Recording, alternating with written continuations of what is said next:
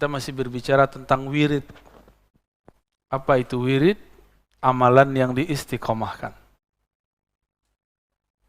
Kapan seseorang mempunyai wirid? Apabila dia sudah menjadikan satu amalan menjadi amalan wajibnya di luar yang wajib. Jadi dia mendisiplinkan untuk dirinya di luar yang sudah ada. Kalau 5 waktu kita sudah tahu. Tapi di luar itu dia melazimkan amal-amal yang tidak dianggap wajib oleh orang awam. Ya, maka disebut wirid. Maka wirid itu bisa berupa amal fisik seperti sholat. Sholat kebetulan di dalamnya ada juga kaul. Ya, ada juga yang amal maliyah. Jadi fisik, badani, fi'li, qauli, ada mali, ada juga mal, pakai harta. Orang yang rutin setiap hari bersedekah itu jadi wirid. Atau setiap minggu berarti dia berwirid. Setiap bulan berarti dia berwirid. Ada yang menjadikan wiridnya umrah setiap tahun. Ada yang ulama kita menjadikan wiridnya setiap tahun haji. Apapun caranya dia pergi haji. Dulu ada imam-imam kita yang hajinya 60 kali. Umurnya 80. Berarti dari umur 20 sampai wafat, dia selalu berhaji. Tapi khusus dia, bukan kita ya. Baik. Tapi wirid secara umum, amalan bacaan yang kita rutinkan atau amalan fisik yang kita dawamkan. Misalnya teman-teman ini suka puasa Senin Kemis, maka disebut wirid. Ciri-ciri orang sudah punya wirid, selain istiqamah, kalau ketinggalan dia qada. Jadi kalau antum ini malam tadi zikir, ketiduran, qada besoknya. Baru disebut wirid. Jadi kalau masih amalan sunat kok biarin aja. Berarti belum jadi wirid. Faham? Ya. Punya kebiasaan baca Quran 1 juz sehari. Lagi rihlah tidak kuat, tidak sanggup. Maka diqada esoknya. Maka ini disebut bacaannya wirid.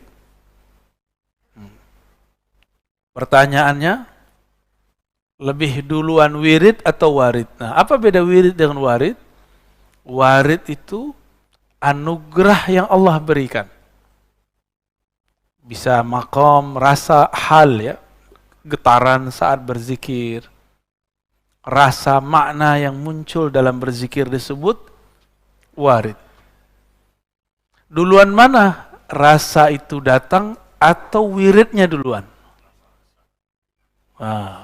Kalau rasa dulu, itu yang benar. Karena rasa itu datang dahulu, baru kita wirid. Namun karena kolbu ini berpenyakit, rasa itu datang terasa bagi dia hambar. Sebagaimana orang sedang sakit, diberikan makanan terlezat, dianggap itu bikin mual. Coba orang lagi demam kasih sop daging, mual nggak dia? Mual, Pak. Orang yang bukan mempunyai kolbun salim, kolbu yang selamat, diberikan wirid, diberikan zikir, itu kolbunya nggak merasakan nikmat. Jangan-jangan kita yang begitu, ya? Kayaknya rata-rata begitu deh ya. Sholat subuhnya masih kepikiran kemana-mana soalnya. Jadi warid itu hal ruhani, keadaan ruhani, anugerah rohani yang Allah berikan kepada orang yang berwirid. Bagi orang awam, beramal dulu baru dapat wirid, dapat warid. Itu terbalik. Bagi ulama yang mengenal Allah, karena ada warid turunlah kita dapat berwirid. Masalahnya, tadi, kalau hati kotor, hati sakit, tidak bisa menikmati makanan hati. Ilustrasi lainnya, kalau kita masuk masjid dalam keadaan junub, berani nggak? Dalam ilmu kitab ini, kitab hati, kitab hikam, orang yang lalai kepada Allah disebut junub kolbunya. Jadi kita ini junub terus kayaknya ya. Tapi bukan pakai mandi wajib. Dia pakai tobat wajib. Jadi kolbunya dimandikan dengan taubah. Dengan istighfar kepada Allah Subhanahu wa ta'ala. Masih tegang ya? Allahumma sholli ala sayyidina. Sayanya yang masih tegang.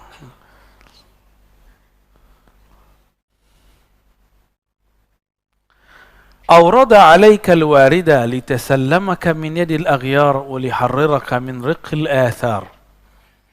Awrada alaika, yang paling atas ya. Awrada alaika. Allah memberikan kepadamu warid. Satu warid. Supaya apa? Litasallamaka min yadil aghyar. Jadi warid itu agar dia mengambilmu dari pengaruh selainnya.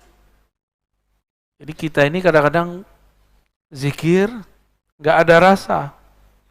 Tiba-tiba di saat hilang keinginan dapat rasa, nah, jadi zikir gak boleh nafsu. Baca Quran gak boleh nafsu, Pak. Kalau zikir punya nafsu, pengen khusyuk, gak dapat khusyuknya. Ya. Zikir pengen usul, pengen sakti, gak sakti antum. Ya. Sama dengan ketemu guru, ketemu ustadz pakai nafsu, gak akan ketemu. Gak usah nafsu, ya. Segala sesuatu itu biasa-biasa aja. Jangan terburu-buru, jangan tergesa-gesa. Jangan maksa-maksa. Jangan maksa Allah juga. Kalbu kita belum siap. Antum mau merasakan yang Nabi rasakan. Ntar keluar rumah, pohon ngomong. Berani nggak? Paling-paling besok gila. Ngomong-ngomong sendiri, ya, ngomong sama pohon. Gak sanggup kita. Maka Allah Subhanahu wa ta'ala mengambilnya pelan-pelan. Ada yang diambil langsung. Yang diambil langsung, terjadilah apa yang disebut majzub. Oh, majzub.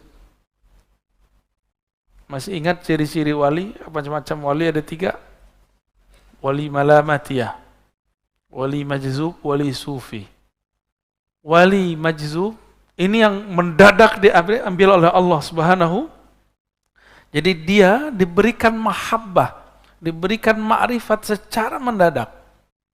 Maka kaget itu, akalnya kaget. Orang biasa yang tidak mengerti walaupun gelarnya doktor, ustadz, kiai 1000 kali, kalau nggak paham ilmu ini, dia akan anggap orang yang mengalami itu gila. Dan saya dituduh orang yang meyakini wali gila.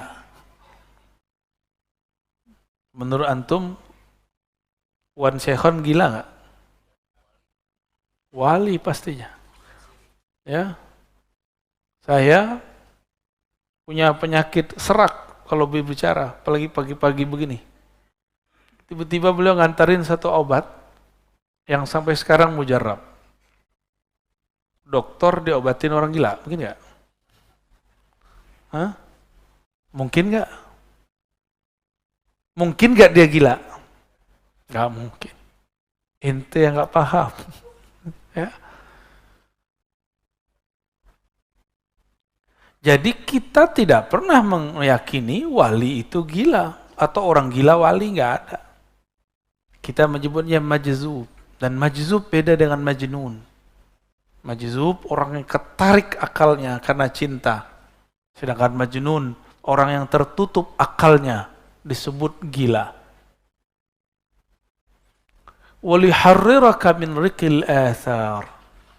Allah memberikanmu warid, pertama menyelamatkanmu dari selainnya, yang kedua membebaskan kamu dari perbudakan athar alam semesta. Athar itu boleh juga diartikan ciptaan Allah Subhanahu wa ta'ala. Kita ini mohon maaf sudah jadi budak fulus, budak badan. Coba antum lihat, berangkat pagi, pulang sore. Untuk apa? Fulus, jujur aja. Fulus untuk siapa? Untuk keluarga, untuk anak, untuk badan, untuk lifestyle, gaya hidup. Berarti kita betul-betul jadi budak badan ini. Budak dari pasangan kita sendiri. Mau jadi budak. Ya, budak kalau di Malaysia anak-anak. Tapi perbudakan, paham? Perbudakan. وَلِيُحَرِّرَكَ مِنْ رِكِلْ الْآثَارِ. Allah berikan rasa supaya kamu tinggalkan perbudakanmu. Inilah yang membuat antum hadir pagi ini. Insya salah satu perbudakan badan tidur. Jadi tidur itu tanda kita tergadaikan oleh tubuh ini. Jadi pengennya jam segini ngapain? Tidur ya, sama Pak Sio pengen tidur. Tapi kena janji, gak boleh egois. Ya. Doakan saja saya selamat dan sehat selalu. Dan teman-teman yang bersama. Ya. Kalau dihitung-hitung capek Pak. Ngajar itu capek, lelah. Tapi ya, kalau kita pikir lelah, kapan berjuangnya? Ya. Itu suara apa itu Bu? Ya, ditahan. Ya. Yang terganggu bukan saya, orang di depan saya ini, kekasih Bapak Ibu ini.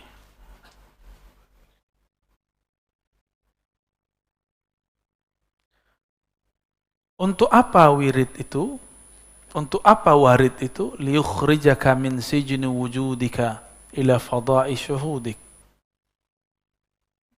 Jadi kita diberikan rasa dalam berzikir. Tujuannya ini, liyukhrijaka, untuk mengeluarkan engkau min sijin. Sijin artinya penjara.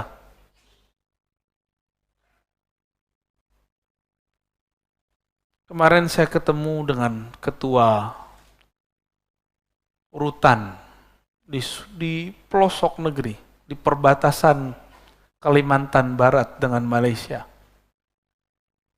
Bapaknya baik sekali. Kita disambut benar-benar baik. Sebelum saya keluar, selesai kita ngisi kajian untuk para napi, nggak tahu napi namanya. Tiba-tiba ketua lapasnya, ketua rutan yang ngomong, Ustadz, doakan saya pindah segera. Waktu kajian saya ngomong, semua kita ini terpenjara. Saya tunjuk dia, ini dia terpenjara, ini terpenjara semua. Bedanya, yang lagi ditahan dengan fisiknya. Yang sedang bekerja, dia tahanan pekerjaannya.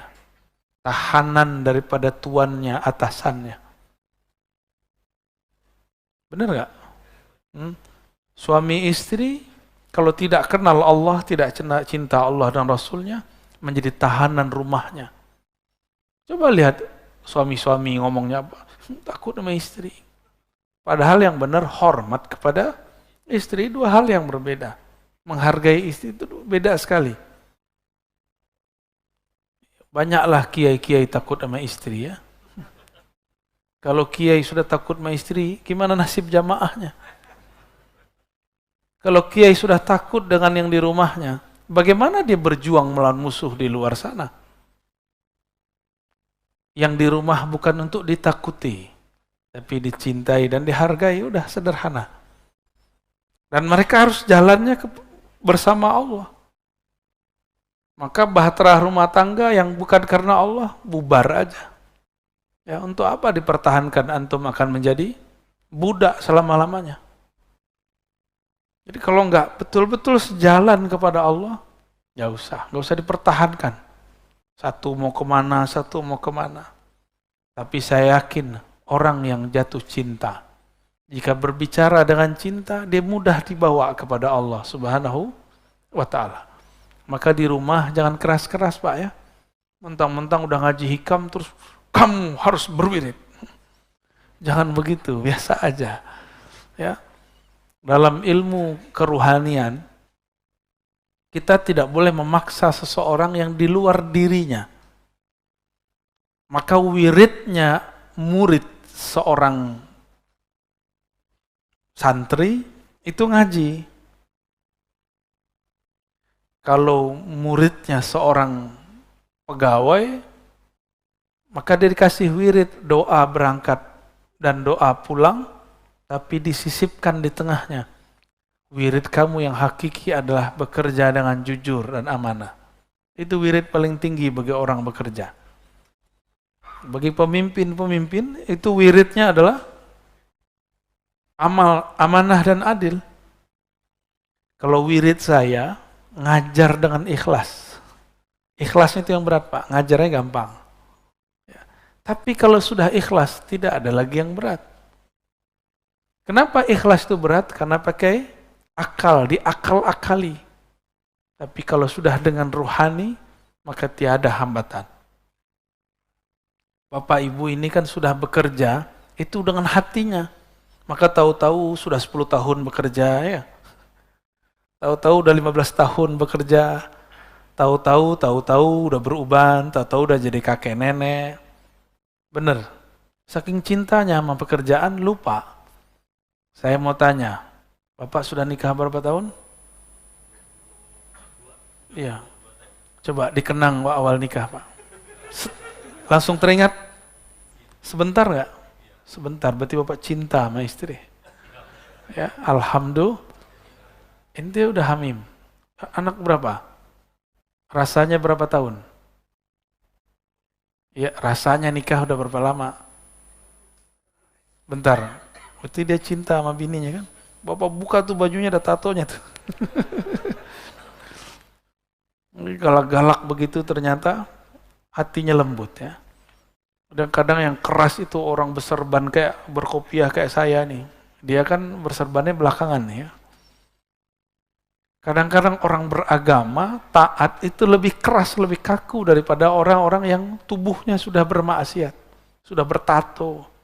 Lebih gampang tersentuh kadang. Karena orang taat nih, sok taat. Kalau sudah ada sok sedikit, susah masuk ilmu.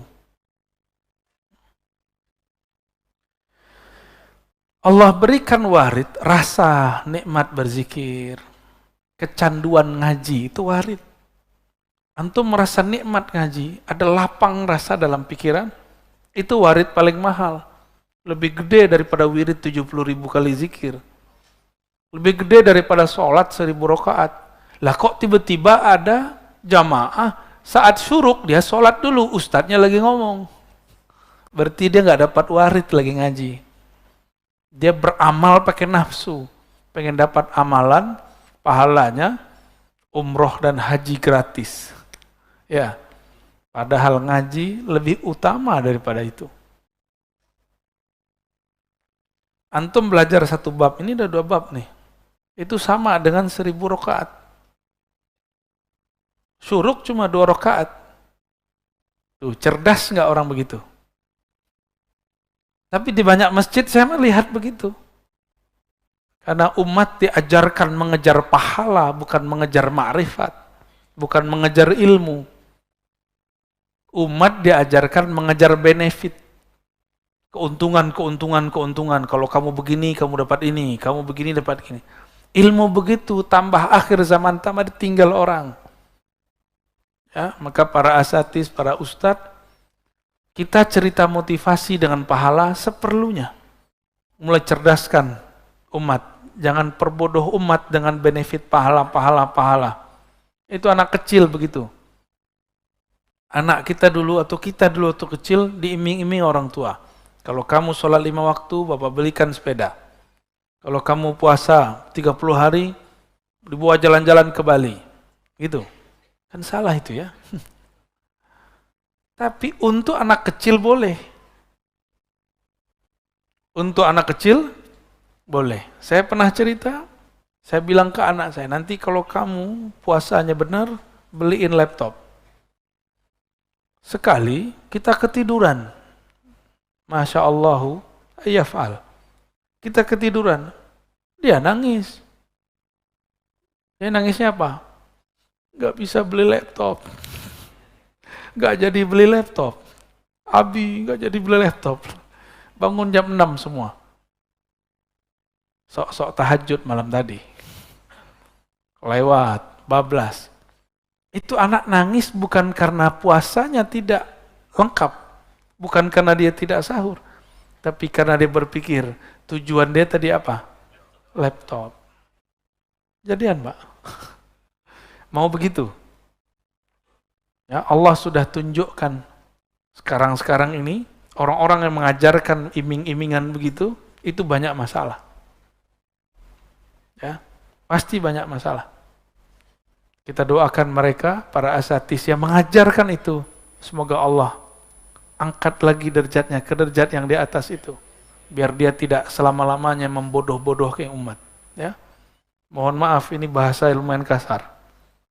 Mungkin sampai kapan ya? Ustaz, antum kajiannya berat sekali. Berat apaan? Antum aja bisa menikmati kan? Berat tapi jelas nggak apa-apa daripada udah ringan menyesatkan. Sijni wujudika, penjara wujudmu. Wujud ini yang pertama wujud badan. Apa kata kawan? Oh, nggak kuat, kayak ente nggak kuat. Jadi dia membawakan ke badannya, bukan kepada ruhaninya. Jadi dia lihat ada orang kuat semangat, orang ini betul-betul mujahadahnya tinggi. Mikir, nggak mungkin kita nggak sanggup kayak dia. Berarti dia masih punya penjara wujud badannya. Ada juga yang penjara akal. Penjara akal. Nggak masuk akal. Yang paling lucu, ngomong kayak ilmiah, tapi salah bahasa. Nggak logis. Saya tanya, masuk nggak logis apa? Nggak masuk akal. Nggak masuk akal beda dengan nggak logis. Tahu bedanya? Apa bedanya, Pak? Jangan-jangan selama ini kita ngomong, kita nggak paham apa yang kita omongi. Apa beda akal dengan logis? Ada beda nggak? Nah, logis. Logis itu dari kata logos.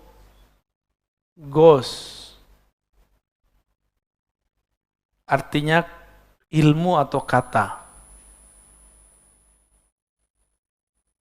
Kata. Kalau tidak masuk akal, rasio. Nggak masuk akal berarti nggak rasional, irasional. Beda nggak? Nggak logis berarti struktur katanya yang masalah. Kalau nggak masuk akal, berarti akal nggak sanggup mencernanya. Bisa bedain? Api tidak membakar Nabi Ibrahim. Itu masuk ke mana? Irasional. Beneran. Akal antum berarti kecil. Hah? Berarti di Quran ada yang nggak masuk akal dong. Gak masuk akal atau akal antum gak sanggup? Kalah sama orang Banten nih. Di Banten biasa aja orang ini badannya pakai api gak kebakar. Masa Nabi Ibrahim aja ente gak bisa paham? Ya? Berarti rasionya yang kurang terlatih. Ya, rasio itu yang kita sebut akal. Akalnya kurang cerdas itu aja. Ya mohon maaf ya. Semua di Quran masuk akal nggak? Seharusnya. Terus ketika saya turunkan satu-satu tadi, Nabi Ibrahim tidak terbakar. Terus nggak masuk akal. Justru itulah akal yang sebenarnya. Akal yang Allah mau itu akal yang sanggup memahami api tidak membakar itu gimana caranya. Gimana? Mulai ngebul. Jadi jangan sembarangan ngomong nggak logis. Ya. Nggak logis itu nggak sesuai dengan struktur kata-kata atau ilmu. Ini istilahnya orang hukum. Orang hukum tuh ngomong, argumen Anda tidak logis. Baru pas. Ya, coba kan ada persidangan nih tiap minggu yang masuk ke YouTube hasil-hasilnya. Lalu banyak komentator-komentatornya. Itu mereka berbicara di bab logis.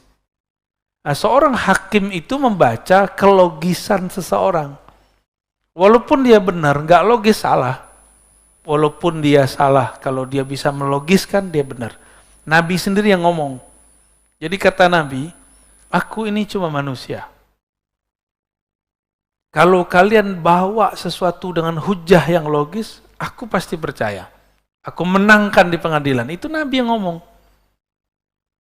Maka banyak kasus dari zaman Rasulullah, karena orangnya tidak bisa membawa hujah, dia gagal di pengadilan. Bukan berarti pengadilannya nggak adil. Pengadilannya adil secara logis. Tapi mungkin nggak adil secara perasaan. Gitu. Ya. Jadi versi orang awam itu beda. Keadilan dengan versi ahli hukum. Itu berbeda, Pak. Jadi jangan-jangan selama ini kita bilang nggak adil itu versi kejahilan kita. Ya. Di zaman Rasul kejadian kok. Memang Nabi nggak kasyaf? Nabi kasyaf. Jangankan Nabi, Imam Abu Ishaq Asy-Syirazi habis memutus, ada 2 orang datang saling tuduh-menuduh masalah maling. Kalahlah orang kedua, padahal dia tidak salah. Besok bakal dipotong tangannya. Subuh-subuh seperti ini, tar siang mau dipotong. Imam Abu Ishaq Asy-Syirazi mimpi bertemu Rasulullah SAW. Apa kata Rasulullah SAW? Wahai Abu Ishaq, akhta'ta, kamu salah. Sebenarnya yang maling yang pertama, yang kedua tidak dapat bawa hujah. Bangun tidur, beliau tidak merevisi hasil keputusannya.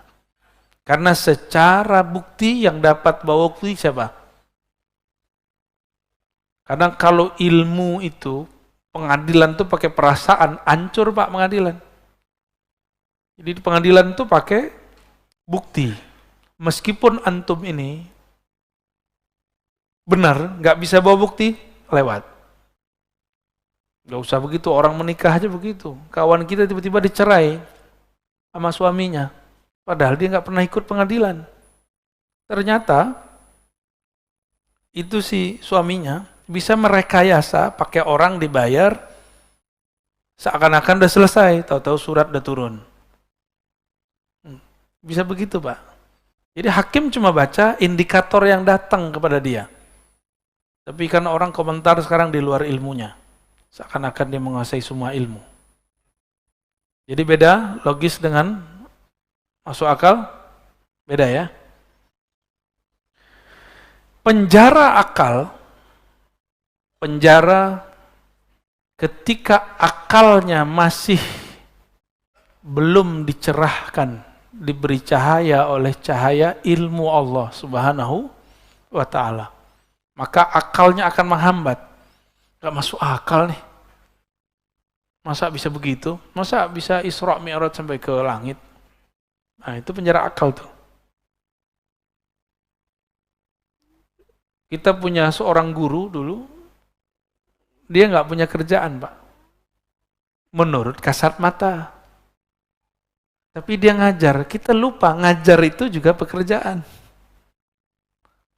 Bedanya, kalau kita kerja untuk bos kita, dia kerja untuk Allah. Allah yang jamin dia. Lebih banyak mobilnya dari orang yang kerja untuk dunia. lebih banyak tanahnya. Orang datang, Pak Kiai, saya mau kasih tanah.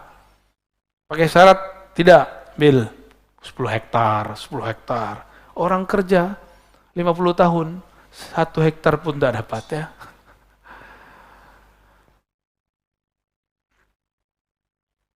Gimana, masuk akal nggak? Masuk. Berarti akalnya sudah mulai oke ya. Udah mulai connect. Ketemu dengan orang mati, mungkin nggak? Orang mati itu yang mati apanya? Oke. Antum udah cerdas. Terus yang masih hidup apa? Ruhnya. Maka kalau saya mau ketemu dengan ruh orang mati, tubuh ini harus dianggap mati, dikondisikan mati. Baru ruhnya bisa ketemu dengan ruh orang mati. Itulah yang terjadi pada baginda Rasul sallallahu alaihi wasallam. Ketika beliau mengatakan ra'aitu Musa yusolli fi qabri. Aku melihat Sayyidina Isa salat di dalam kuburnya. Bukan di atas kubur, di dalam kubur. Lebih canggih lagi tuh. Beliau ketika sampai di Al-Masjid Al-Maqdis, Baitul Maqdis, melihat 124.000 para nabi dan rasul sholat di belakangnya. Itulah, ini asrar, rahasia, bahwa semua para nabi kemudian menjadi umat Nabi Muhammad sallallahu alaihi wasallam. Jadi makmumnya beliau semua. Maka wajar beliau mengatakan, itu Nabi Ibrahim pun butuh syafaatku baru bisa masuk surga. Apalagi kalian, ya, sok-sokan baru tahajud berapa tahun, ya. Baru ngaji sunnah bid'ah kemarin sore, udah bisa ngancem-ngancem ustadz, ya. Saya bersaksi di akhirat, Anda ini sesat. Emang ente sempat jadi saksi? Berarti dia nggak mengenal akhir zaman, akhirat. Jadi ada namanya al-ilmu bi akhir zaman atau bil akhirah. Ilmu mengenai akhir zaman dan akhirat. Bahwa di akhirat itu nanti orang nggak akan sempat memikirkan orang lain. Hanya Rasulullah lah yang sempat memikirkan selain dirinya dan pewaris Rasulullah Sallallahu Alaihi Wasallam. Orang yang di dunia ini memikirkan umat, nanti dia di sana akan dekat dengan Rasulullah Sallallahu Alaihi Wasallam. Tapi orang yang sekarang di dunia ini, dia memikirkan dirinya sendiri, dia jauh dari Rasulullah Sallallahu Alaihi Wasallam. Dari penjara wujudmu kepada fadha'i syuhudik, kepada limpahan penyaksian kepada Allah atau ranah menyaksikan Allah Subhanahu wa ta'ala. Itu tadi. Kalau Bapak bisa masuk akal nggak? Kiai di kampung digaji 200.000 sebulan dari pesantren. Tapi bisa berangkat umroh haji lebih sering dari Bapak ini. Tiba-tiba mobilnya ganti terus. Gajinya 200.000 sebulan. Seperti yang saya katakan tadi, tanahnya tambah terus. Orang nitip, orang ngasih. Bisa begitu. Gajinya cuma 200. Tapi karena dia kerja untuk Allah, bukan untuk tuannya. Maka Allah Subhanahu wa ta'ala kayakan dia. Yang tadinya, kalau coba pikirin Pak, kerja 24 jam. Jadi kiai kan kerja 24 jam. Baru mau tidur, tiba-tiba gedor-gedor. Pak Kiai, sakarat. Tolong ditalkin.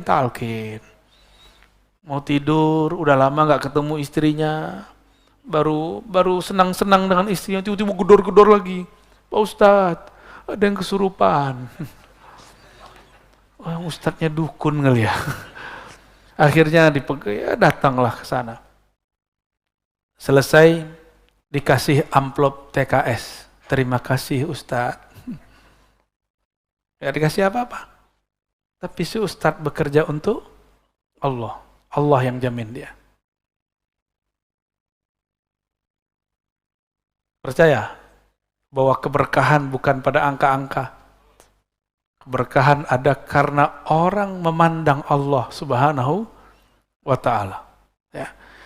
Saya kalau pikir-pikir di pesantren atau di kampus ngajar, malas kita Pak.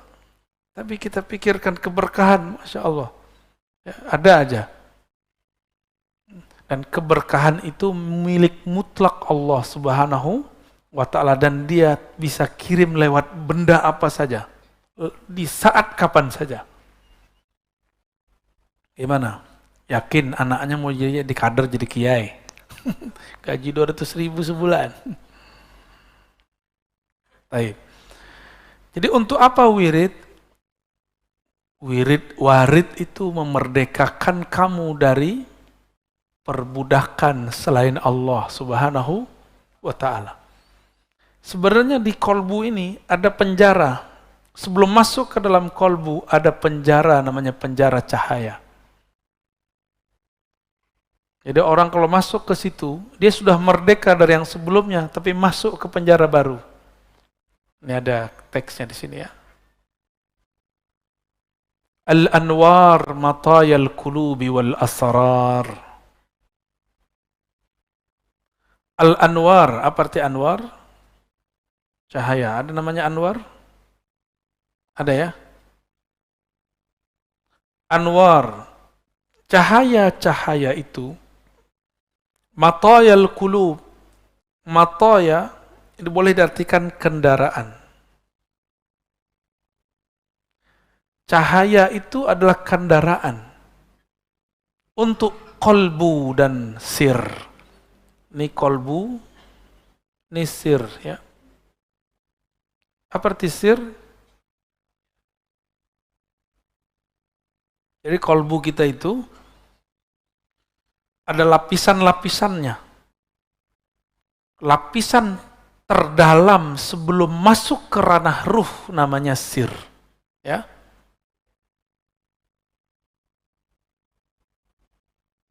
Ini kalau kita buat, ini anggaplah sumur. Ini sumur kolbu.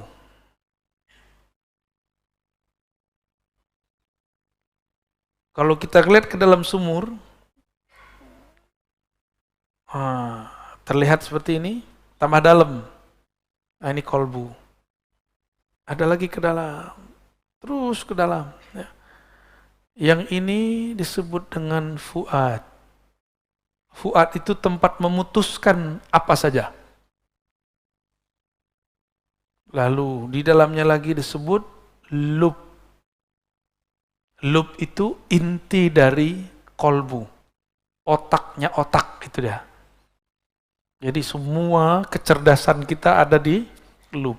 Orang yang berpikir dengan lubnya, dia akan mampu membaca 10 tahun ke depan. 5 tahun ke depan. Ini kawan-kawan saya, sebelum pandemi, sebelum ada demam online, dia sudah belajar online dan diejek banyak orang. Tapi dia berpikir tenang dengan lubnya. Dagang sama, yang berbeda cara dagangnya. Benar nggak? Dulu dagang nggak? Saya pernah bercerita di sini, di akhir zaman, pasar di mana-mana, tapi sepi. Coba lihat, ruko ada di mana-mana, sepi. Ini zamannya Pak. Dulu saya pikirkan, pasar sepi, nggak ada transaksi. Ternyata Nabi hanya sanggup membahasakan ke masyarakat Arab saat itu, akhir zaman, pasar-pasar luas di mana-mana, tapi sepi. Maksudnya, orang cukup pakai handphone, smartphone. Itu zaman Nabi Yusuf aja nggak ada itu Pak. Nabi Sulaiman bisa terbang kemana-mana, itu iri dengan zaman ini. Kalau perlu dia hidup jadi umat Nabi Muhammad SAW. Ya, gimana? Mau jadi umat terdahulu? Saya nggak mau Pak. Saya bangga jadi umat akhir zaman. Alhamdulillahirabbil alamin. Imam Abu Hanifah berfatwa banyak hal dan itu berlakunya baru sekarang. Zakat fitrah boleh dengan yang senilai, boleh dengan fulus, boleh dengan yang senilai. Misalnya kita pakai pencet-pencet jadi nggak? Ya, mohon maaf nih para kiai yang sangat setia dengan mazhabnya, mazhab jadulnya. Saya ini juga bermazhab Syafi'i, tapi Syafi'i usuli, bukan Syafi'i furu'i. Syafi'i manhaj, bukan Syafi'i qauli. Apa bedanya? Syafi'i manhaji, kita meminjam manhajnya Imam Syafi'i, kita pakai. Bisa jadi beda hasil kaulnya. Kita ambil teorinya, tapi beda datanya. Data beliau kan zaman dulu, data kita sekarang beda. Teorinya boleh sama. Apa nanti perbedaannya? Coba lihat, ribet nggak? Mohon maaf ya. Kita datang ke kiai, ke ustadz atau panitia zakat, beli beras. Beli beras, Pak Kiai, Pak Ustadz, saya mau zakat, belilah. Terus serahin lagi, saya mau zakat. Ribet nggak? Hari begini masih begitu. Itu beras paling 2 cuma 3 diputar-putar. Intinya pakai duit toh. Tapi begitulah ulama ahli fikih menjaga keorisinalitas pemikiran mereka. Cuma saya nggak sepakat kalau harus saklek. Sekarang zaman orang lagi di mobil, lagi di pesawat, di mana bisa pencet jadi. Lalu kenapa kita harus mempersulit? Maka jika ada waktu, lakukan itu. Lakukan, anterin beras. Jika tidak ada waktu, kita ambil yang baru ini. Jadi nggak boleh saklek juga, nggak boleh juga menghina yang lama. Ya, yang lama kita pertahankan jika memungkinkan. Jika tidak, kita terima yang baru. Itu orang punya loop. Di dalam inilah namanya ruh. Qalbu ini supaya dia bergerak masuk ke dalam fuad, dia harus pakai cahaya. Cahaya apa? Cahaya ma'rifatullah. Cahaya mengenal Allah Subhanahu wa ta'ala. Saya boleh sebut ini boleh kita sebut dengan, kalau ada smartphone, ini smart apa? Kolbu. Kalau smart kolbu, di dalamnya pasti ada memori, server, ada Play Store, apa kalau Apple itu apa? App Store. Ini juga ada Kolbu Store. Bukan store, Pak. Apa yang terjadi di sana? Allah menurunkan di dalamnya rahasia-rahasia, ilmu pengetahuan. Kenapa ilmunya para ustadz mentok? Ngaji itu yang diulang-ulang. Karena ilmunya terbatas pada yang tertulis atau yang didengar. Atau pada hafalannya. Kalau dia punya smart kolbu, aktif, ada pulsanya, ada paketnya, kan beda paket, beda hasil, Pak. Ya. Atau dia nggak punya, dia cuma punya jaringan wifi. Maka dia aktifkan, dia dekat kepada sumber, maka dia bisa mendownload. Orang yang bisa merasakan inilah yang disebut laduni. Jadi paham laduni itu apa? Masuk. Bisa dipahami? Jadi laduni itu nggak aneh-aneh, Pak. Laduni itu bukan berarti kepala dikeplak-keplak terus masuk ilmu, tuh nggak. Ambil kitab terus gini, masukin, nggak begitu. Zikir 70.000 kali dapat laduni, enggak. Laduni itu bukan orang banyak zikir, orang banyak baca. Laduni itu ketika si kolbu tahu dari mana dia menggali. Kolbu menggali dari buku, atau kolbu menggali dari lub dan sirnya. Kalau dia menggali dari lubnya, dia bisa memprediksi masa depan. Jika dia menggali dari sirnya, dia dapat membaca rahasia apa saja di alam semesta. Kalau pakai ruh, nggak ada batas, unlimited. Itulah rohani Rasulullah Sallallahu Alaihi Wasallam. Jadi yang pakai ruh itu cuma Rasulullah. Para nabi paling sampai lub.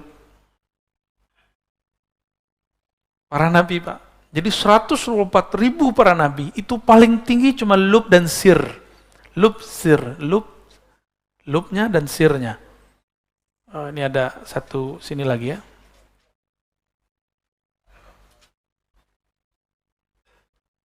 Sampai di situ para nabi. Nah, nabi yang sampai ke sir, itulah 313 rasul. Sedangkan selainnya, sampai di awal-awal sir itu. Sedangkan yang 313 itu di ujung. Udah di ujung pencapaian rohani. Yang menjadi pakar ruh cuma Rasulullah sallallahu alaihi wasallam. Maka ilmunya Rasulullah di atas para malaikat. Jibril nggak bisa tembus, Pak. Jibril cuma sampai ke Fuad. Jibril menurunkan Al-Quran sampai ke Fuad. Sebenarnya dia tidak menurunkan, dia cuma nyolek Fuadnya Rasulullah. Ternyata dalam kolbu Rasulullah sudah ada semua Quran. Jadi Quran turun itu cuma formalitas. Pada hakikatnya di kolbu Nabi sudah ada semua Quran itu. Kan khuluquhul Quran, akhlaknya Quran, berarti dia itu batangannya Quran, kira-kira begitu. Isinya Quran ya Rasulullah itu sendiri. Kalau akhlaknya Quran, sifatnya apa dong? Hembusannya apa dong? Dialah hakikat Quran yang sebenarnya. Dengan demikian Rasulullah SAW itu ilmunya unlimited, tidak terbatas. Kalau kita ada kuota unlimited, tapi kalau habis jatahnya loading.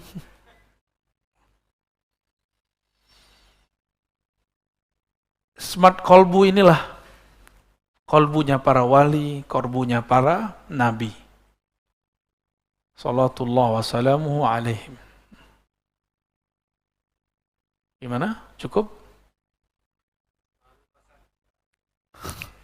Beneran? Baru mukodimah ini ya. Ya udah, aneh tambah satu lagi hadiah buat antum ya. Jangan sholat syuruk ya. Orang lagi bagi-bagi asror, dia malah sholat syuruk. Yang paling lucu, kawan kita sholat. Saya nggak tahu dia sholat sunat atau sholat wajib. Saya lagi bahas asrar. Dalam sholat dia dengerin ceramah saya. Ya. Beramal jangan dengan nafsu ya. Beramal itu ya dengan makrifat itu kita beramal.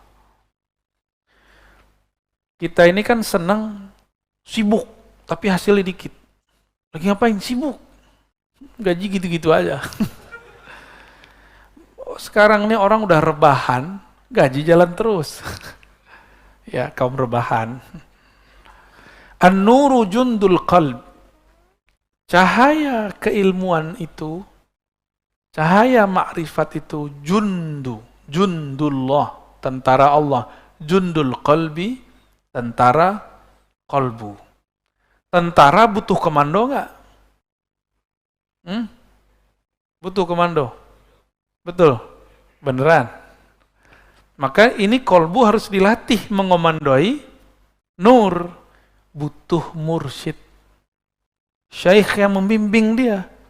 Kalau enggak nanti, ketika ada cahaya yang tadi tidak terlihat, namanya kasyaf. Paham? Kalau sesuatu terlihat, kolbunya belum terlatih, nanti kolbunya akan tersesat pada kasyaf syaitan. Karena kasyaf ini terbagi, ya, kasyaf, apa arti kasyaf? Terbukanya tabir gaib. Kasyaf ya. Terbukanya tabir gaib. Kasyaf ini ada kasyaf syaitani.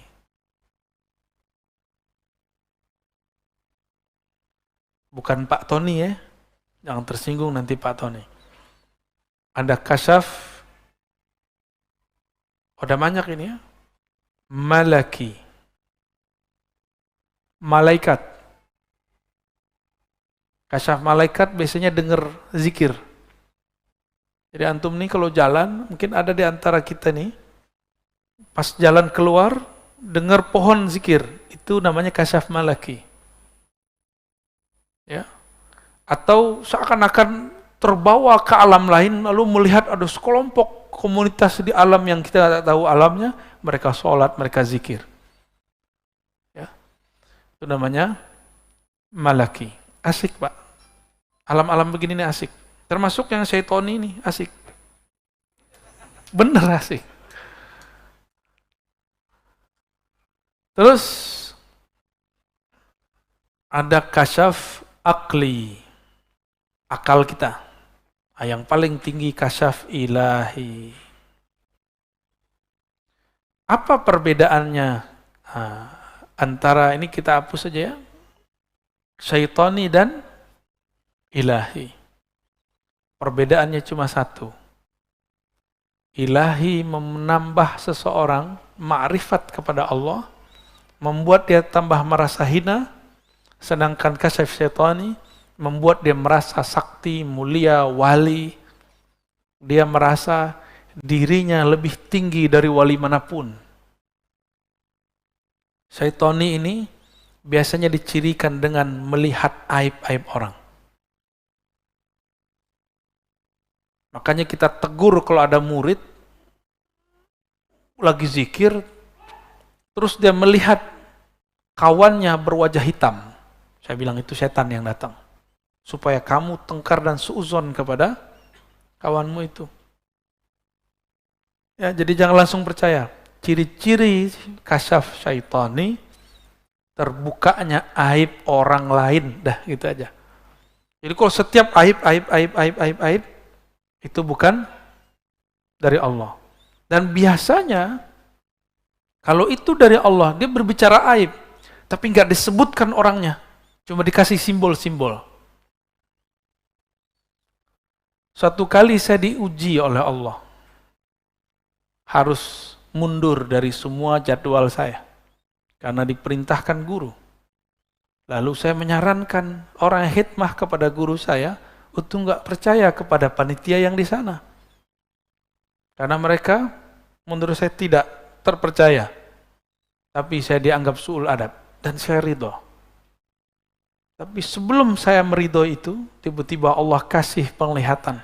Lagi tadi, sebelum kayak kita datang ke masjid 15 menit sebelum azan. Saya zikir 15 menit, tiba-tiba Allah tunjukkan. Habis lagi zikir nih, nggak tidur. Ada orang kayak santri cium tangan guru saya, tapi lidahnya seperti ular. Tapi orang ini nggak kelihatan wajahnya siapa. Nah ini berarti dari Allah. Karena saya tidak kemudian bersuuzon kepada siapapun. Cuma kemudian mencari-cari ini siapa. Karena Allah Ta'ala yang menurunkan, maka kita katakan, ya Allah, bimbing aku di jalan. Jangan sampai menyalahkan orang yang tidak salah. Bantu menyelesaikan masalah. Ternyata betul, bertahap Allah bukakan siapa orangnya. Tanpa perlu saya ngomong. Jadi kalau kasyaf dari Allah, nggak bisa direncanakan, Pak.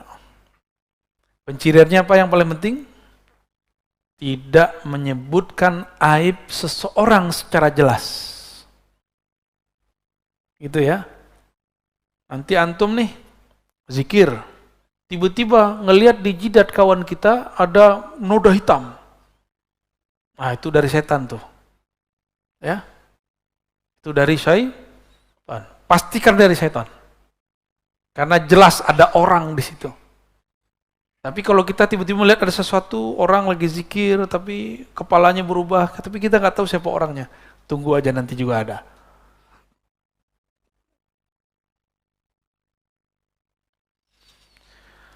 Cahaya itu tentara kolbu. Kama anna zulmata jundun nafs. Sebagaimana kegelapan adalah tentara jiwa, diri, nafsu. Berarti ada dua tentara ya.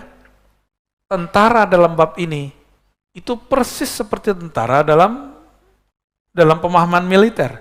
Dia punya serangan. Itu zulmah, kegelapan ini. Dia bisa menyerang, Pak.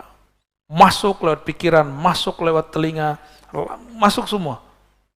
Dan serangannya bertubi-tubi. Kalau orang berzikir dengan nafsunya, pengen jadi wali, nanti pas lagi zikir, kamu wali, kamu wali, kamu wali. فَإِذَا أَرَضَ اللَّهُ أَن يَنْصُرَ عَبْدَهُ أَمَدَّهُ بِجُنُودِ الْأَنْوَارِ. Ciri-ciri orang yang diselamatkan Allah, Allah kirim tentara cahaya, tentara ma'rifat, tentara laduni. Ciri-ciri orang itu tidak diselamatkan oleh Allah. Allah biarkan dia bergejolak, bergelimang dengan kegelapan dan selainnya. Sama-sama zikir, tapi sekarang sibuk dengan kasyaf. Sibuk dengan urusan jin. Sibuk dengan urusan-urusan yang menghalangi dia kepada Allah Subhanahu wa taala. Berarti dia sedang terjebak pada madadaz zulmi wal aghyar, dan itu banyak, Pak, dari dulu. Dari dulu orang-orang yang ingin belajar zikir terhalang di bab ini.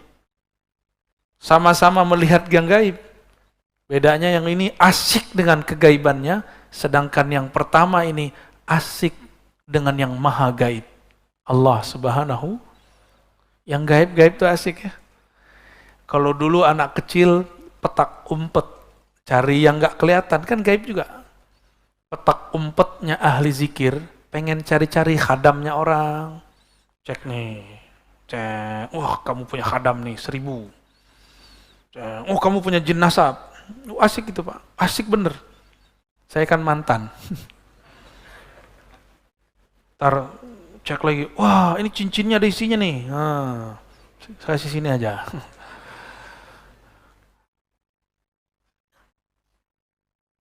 Maka kalau Bapak Ibu nih simpan benda-benda yang diisi-isi, saran saya dikubur aja. Kubur atau kasih ke orang ahli atau taruh di museum. Ya. Keris diisi, itu ganggu, Pak, nanti. Ganggu zikir. Jimat udah, buang tuh jimat ya, bakar, ya. Kalau ada kalimah Allah bakar. Kalau cuma benda-benda udah taruh aja. Bergantunglah kepada yang maha abadi. Jangan bergantung lagi kepada yang tidak abadi. Tawakkalu 'alal hayyil ladzi la yamut. Kalau engkau hendak bergantung bertawakal, bertawakallah kepada yang hidup tidak pernah mati. Bertawakal, berserah kepada guru-guru bakal mati. Sudah berapa banyak murid-murid jamaah, murid tarekat, murid zikir, kelimpungan sekarang gurunya mati. Wafat syekhnya. Jangan bergantung sama guru. Apa kurang cukup pelajaran dari Sayyidina Umar?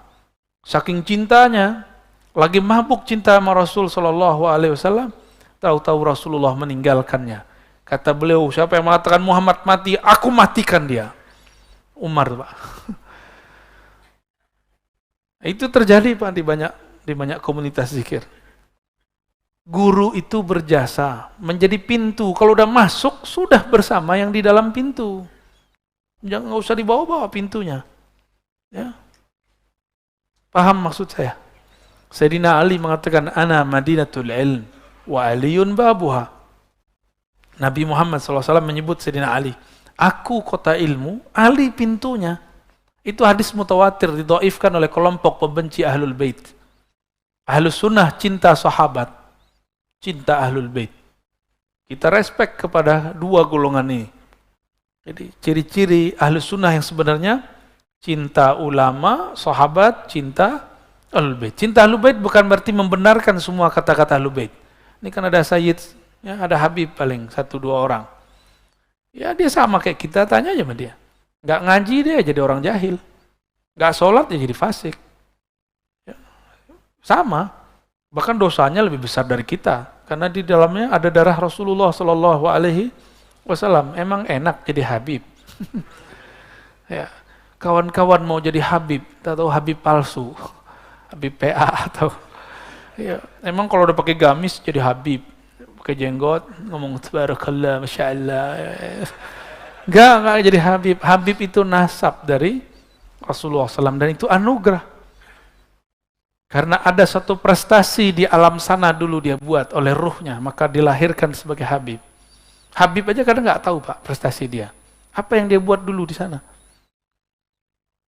Baik. Semoga Allah memberikan kita tentara-tentara kolbu dan diberikan kemampuan untuk mengemandoi tentara-tentara itu. Jangan sampai cahaya sudah masuk, tapi kolbu belum siap untuk merawatnya. Maka rawatlah kolbu, bergurulah kepada ahli kolbu.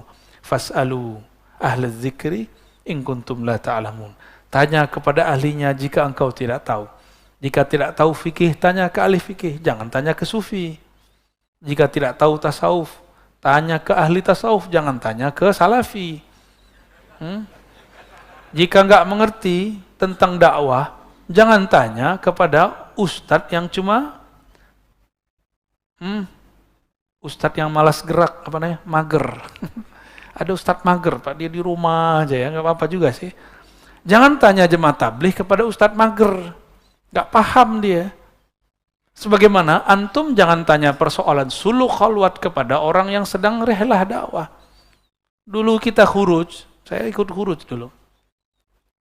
Sampai di satu tempat, itu orang kampung sana suluk tarekat, zikirnya Allah Allah. Setahu saya dalam khuruj ada bab tidak boleh membicarakan atau menyalahkan khilafiyah. Ini kawan saya menyalahkannya, diusirlah. Untung ada saya sudah pernah bersuluk 40 hari. Kita cut dari bisa yang urus. Akhirnya jadi bersahabatlah kita sama orang yang tadi disalah-salahkan itu. Malah dia baca-baca isi hati saya. Dia kira saya nggak bisa baca juga. Taib, alhamdulillahi rabbil alamin. Ngebul ya. Semoga Allah kirim tentara kolbu, bukan tentara nafsu. Ya. Dekati ahlinya, jangan jauh dari mereka, amalkan ilmunya. Insya Allah tentara kolbunya dapat dikendalikan. Ya. Amin ya rabbal. Mungkin ada 1-2 pertanyaan. Wow, ini tuh sering nih. Kali beling ya, fadhal.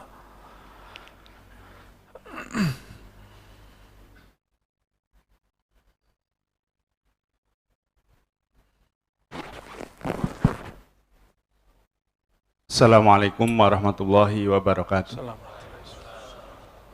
Saya Syafaat Ustadz dari Tangerang. Saya butuh syafaat Pak. Sama Ustadz. Lanjut.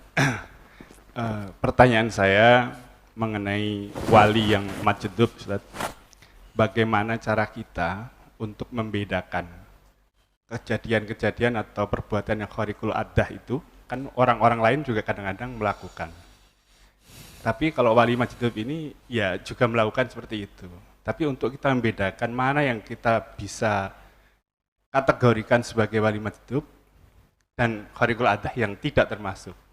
Itu yang pertama. Yang kedua, ya katakanlah kayak Wan Sekhan, Habib Ja'far, dan sebagainya itu. Di antara beliau-beliau ini kan ya kejadiannya perbuatannya emang khariqul adah semua. Yang mana yang boleh kita ikuti, atau bagaimana cara kita mengikuti, namanya wali, kita pengen mengikutinya. Tapi kan susah tadi. Gimana kejadian seperti itu? Mohon maaf, kadang-kadang saya ketika pertama mendengar Habib Ja'far Al-Kafdu berdoa, saya kaget. Kayak gini kok wali? Kayak gini kok wali? Dan banyak gitu ya? Saya akhirnya para kiai cium tangan. Ya. itu seperti itu. Maksudnya kita mana yang harus kita ikuti? Baik. Syukran. Assalamualaikum warahmatullahi wabarakatuh. Teman saya terjebak oleh kata-kata gitu Pak. Kayak gini kok wali. Jadi wali versi Bapak syafaat apa? Sorban. Dia doang yang wali Pak. Ya. Tapi ente besok jangan tanggalin serbannya, tetap begitu ya. Kita bayangin wali itu tengah hutan, sendiri, ya gak seru Pak. Jangan bayangin wali itu orang yang sendiri, gak punya nafsu, enggak. Nabi istrinya 9, bukan berarti hatinya kotor. Nabi Sulaiman punya kekuasaan di timur, di barat, bukan berarti dia cinta dunia. Istrinya 400, gundiknya 1000. Bukan berarti dia bukan kekasih Allah, nggak ada urusannya. Menurut kita nih, apalagi ibu-ibu ini ya, mohon maaf ibu-ibu, kita mikirin, masa wali bininya banyak? Jadi kita konsepnya wali itu nggak ada nafsu.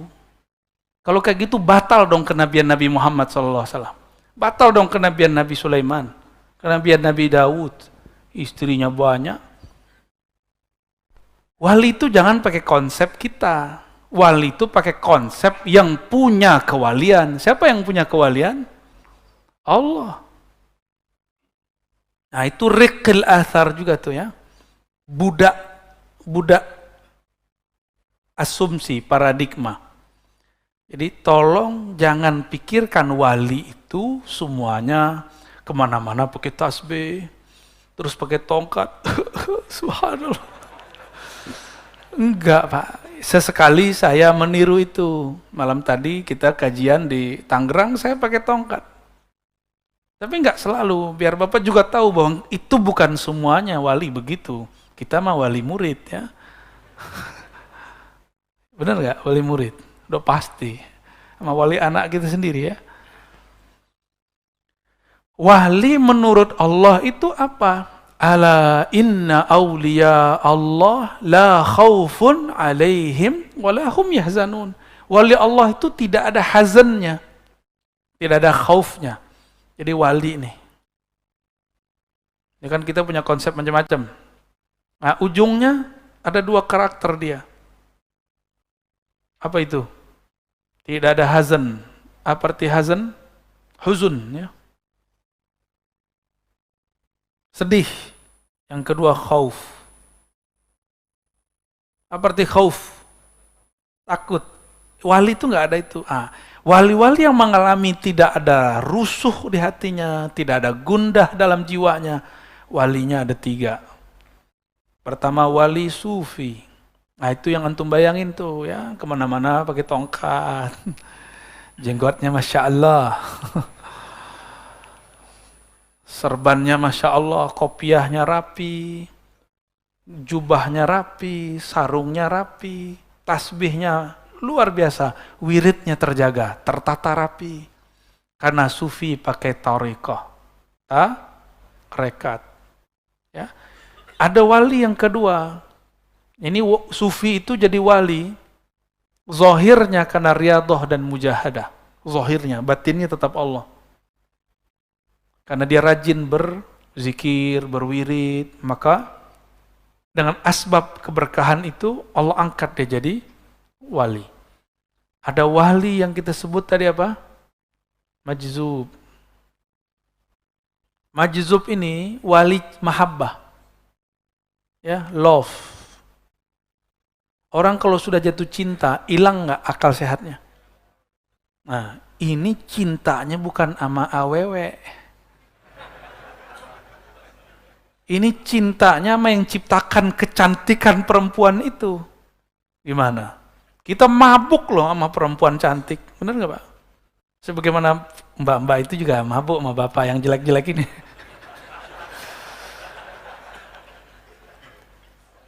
Betul-betul memabukkan. Itu baru cinta fisik. Yang mohon maaf, ya buang airnya masih bau lah. Ya. Itu wansehan Pak. Sahabat saya saksinya, buang air kecilnya nggak bau. Di pipis. Itu air seninya nggak bau. Percaya nggak? Ini saksinya bukan 1-2 orang. Hampir dimanapun dia kencing di situ, mohon maaf ya, bahasa kasar begitu. Itu orang mengatakan, kok nggak bau ya? Itu baru cucu Rasulullah, cicit Rasulullah SAW. Gimana Rasulnya? Sallallahu alaihi wasallam. Padahal orang rokok, itu kan kotor pembersihannya. Normalnya kalau dia ngerokok, itu pasti bau. Bener nggak? Kita yang nggak ngerokok aja bau. Karena jengkol. Yang ketiga namanya malamatiyah. Malamatiyah ini ada satu thariqat di Turki namanya Malamatiyah. Tapi bukan itu. Malamatiyah ini orang yang diberikan asrar dan ma'rifat mutlak. Itu mutlak. Maka malamatiyah ini karena dia punya asrar di mana? Di bagian paling dalam kolbu tadi, ruh. Dia harus menjaganya. Karena ini permata harus dijaga benar. Coba lihat sekarang, sejak kejadian ada toko emas di Ciputat, tahun kapan itu dibobol orang pas Jumatan, masih ingat? Sekarang semua toko emas di Ciputat itu pakai, ya udah kayak penjara, Pak. Begitu orang jaga emas, apalagi jaga emas-emas. Ini malamatiyah jaga rahasia langit dan bumi, bahkan rahasia aras, bahkan rahasia sebelum aras dicipta. Bahkan rahasia setelah alam ini ada. Itu dia nyimpen semua di kolbunya. Orang malamatiyah. Maka malamatiyah ini bukan orang gila, dia orang waras. Tapi kalau ahwal ruhaninya datang, dia perlu menyembunyikannya. Kalau enggak dia nanti jadi majzub. Maka malamatiyah ini orang yang paling pintar bersembunyi dalam rupa yang banyak. Beda dengan munafik. Munafik menyembunyikan kebusukan. Kalau ini menyembunyikan keindahan, keharuman. Tapi kalau wali Allah, kekasih Allah, dia bisa mencium bau itu. Walaupun ditutup dengan penampilan, dengan maksiat yang luar biasa, dia bisa mencium bau itu. Ini yang terjadi pada Salahuddin Al-Ayyubi. Dia tidak terkecoh oleh joroknya Qutaib Alban. Qutaib Alban itu nguji para qadhi, para imam. Mohon maaf Pak ya, pipis berdiri depan masjid tanpa ditutup, tanpa istinja. Lalu dia teriak-teriak depan masjid. Orang lagi sholat dia berisik. Ngecek, itu imam yang hafiz Quran, dia ingat Allah lagi sholat atau dia kesel sama saya. Allah Akbar, lagi kesel sama orang. Awas loh, kalau selesai Assalamualaikum, gue gampar loh. Jadi dia dalam sholatnya menyimpan kebencian-kebencian dan dendam. Dan dia sudah merencanakan makar dalam sholatnya. Banyak orang begitu ya. Orang kayak gitu, sholatnya merasa sok diterima, ya salam. Habis itu dengan sholat yang kacau itu dia berani bentak orang. Kau ganggu sholat saya. Bukan sholatmu yang terganggu, hatimu yang banyak gangguan. Ini contoh, kita kalau di trans, di bus trans, atau di MRT, atau di pesawat, asik main handphone. Orang mau berisik di samping gimana? Nggak ngaruh. Karena mainannya ada dan dia tahu cara memainkan mainannya. Maka saya sarankan antum, kenali smart kolbunya. Biar pencet-pencetnya tahu. Biar ngegame-nya asik. Orang mau bom kiri kanan, dia masih asik pakai game kolbu. Mau orang kiri kanan berisik, dia nggak ada gangguan. Karena kolbunya sudah smart. Ya, itulah kolbu sufi, kolbu majzub, kolbu malamatiyah. Jalur saya jalur sufi Pak, tapi saya belum jadi sufi. Saya lagi belajar jadi sufi. Sufi kok kayak saya kan nggak pas ya. Kalau majzub, saya nggak masuk ya. Tapi ketemu dengan mereka. Malamatiyah, saya pun sedang belajar kecil-kecilan tentang mereka dan ilmu mereka. Ya. Dan mereka ini nggak banyak. Di alam semesta paling cuma 40 orang. Dikit. 40 orang paling. Kalau majzub sama nggak banyak juga. Meninggal Abah Syekhon saya nggak tahu lagi ntar. Antum mau? Kita usulkan. Taib. Yang kedua tadi apa? Pertanyaan. Terjawab semua ya? Yang diikuti sufi. Malamatiyah itu kalau dia lagi buka tirainya jadi sufi. Gitu. Jadi malamatiyah ini dia bisa berbaju majzub, bisa berbaju sufi, bisa berbaju semua thariqah dia. Nanti antum kaget-kaget aja nggak pernah nyantri tapi ngomongnya lebih cerdas dari kiai yang nyantri 30 tahun. Ada orang nyantri 30 tahun? Nggak ada, anehnya nggak nyampe. Orang cuma di pesantren 15 tahun. Saya nggak ngerti ilmu ma'rifat akhir zaman. Sampai Allah kasih hadiah pandemi. Maka saya mulai belajar kepada orang-orang malamatiyah. Oh ribet Pak awal ketemu ya. Kita ini kan orang syariat. Ngaji hadis 11 tahun. Jadi membaca tuh hadis mana nih, dia pakai hadis mana nih. Begitu terus. Jadi saya kalau screening orang pakai hadis. Wah ini bukan ahli hadis nih, ahli hadas nih. Sekali ketemu orang malamatiyah, Masya Allah, saya malu kepada Allah. Dia nanya, oh kamu ya orang yang hafal 4.000 hadis itu. Dia ngomong gitu, ini kan muji. Ini orang nggak pernah ngomong selama itu dengan orang-orang sekitar. Kok giliran sama saya, dia mau ngomong. Ternyata Allah kirim dia untuk membersihkan kesombongan saya belajar hadis. Pertanyaannya gitu, kita kan senang Pak dipuji gitu. Kamu ya yang hafal hadis itu. Kayaknya pengen mau bilang iya. Tahu-tahu batin saya bilang, hati-hati, kamu dijebak. Kamu lagi diuji. Akhirnya saya jawab, oh enggak kok. Sok-sok suci, sok tawadu. Paling cuma berapa Ki gitu. Bang, bos, saya manggil dia, saya lupa, saya manggil dia apa ya. Orangnya jarang ketemu. Rambutnya dikuncir kayak, celananya pendek Pak. Lebih tinggi dari isbal. Ketutup sedikit lah bagian lutut itu. Ngomongnya langsung nyodok ke dalam jantung saya. Dia tak kasih pertanyaan lagi. Oh kamu itu yang dokter pinter. Salah. Saya bilang ya saya dokter terbaik. Wadah, kenapa? Disertasi saya dicetak. Ya, karena habis sudah kalau ya. Tapi kita hantam lagi. Jadi batin ini ternyata bisa dialog dengan batin. Malam itu cuma ngomong dengan beliau 15 menit sampai 20 menit. Tapi itu membersihkan hijab 15 tahun. Hijab merasa pakar hadis. Cuma 15 menit dibersihkan untuk masalah yang sudah terkubur 15 tahun. Oh, yang ketemu saya sebelum saya ketemu dia, pasti bilang Ar-Razi itu sombong. Betul Pak, saya merasakan kesombongan itu. Aduh, saya nggak bisa cerita deh, bersyukur ketemu orang begitu. Jadi jangan-jangan orang yang muji kita itu sedang, ya Allah membersihkan atau menjeblosin sekalian. Jadi ujian itu dua aja, kamu lolos, kamu tidak lolos. Tapi tenang, kalau nggak lolos sekali kan bisa maju lagi. Rahmat Allah kan luas. Jadi nggak usah khawatir Pak ya, syafaat antum. Oke. Cukup lah ya, udah jam 6:30. Untuk yang udah ngangkat tangan, terima kasih. Insya Allah lain waktu kita jawab lagi.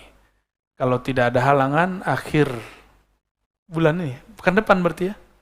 Kita ngaji ba'da maghrib Risalah Kusyairiyah, ba'da isya Sahih Muslim.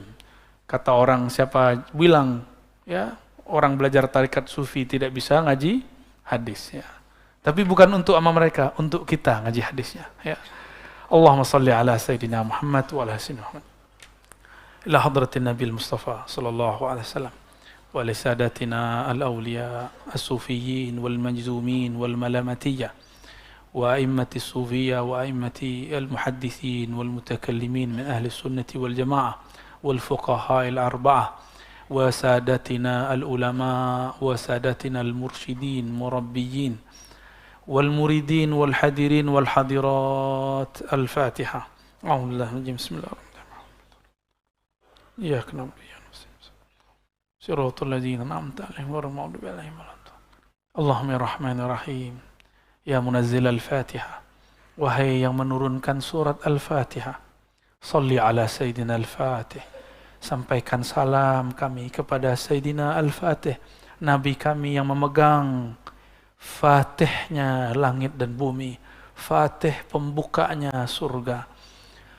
Allahumma balligh salamana wa tahiyyatana ilaih, wa balligh mahabbatana wa syauqana ilaih.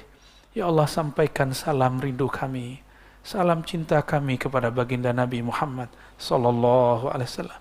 Salatu wassalamu alaika ya sayyidana ya Rasulullah. Salam beribu kali salam wahai baginda Rasul. Semoga tercurah kepada hadirat engkau.